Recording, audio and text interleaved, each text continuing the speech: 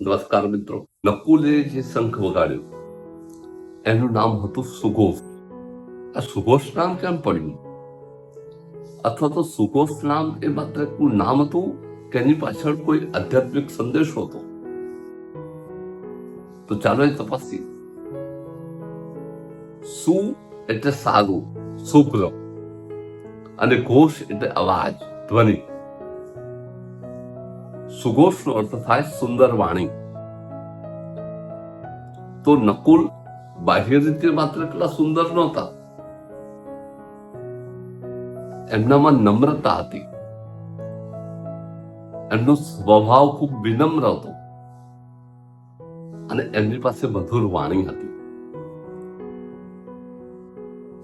તો મિત્રો, આ નકુલનો સુઘોષ શંખ આપણને શું સૂચવે છે?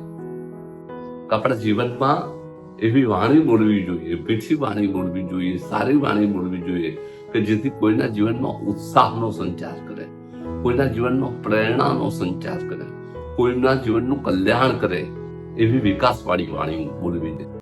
પણ સમગ્ર વિડીયોને જોવો રહ્યો મિત્રો. સૌને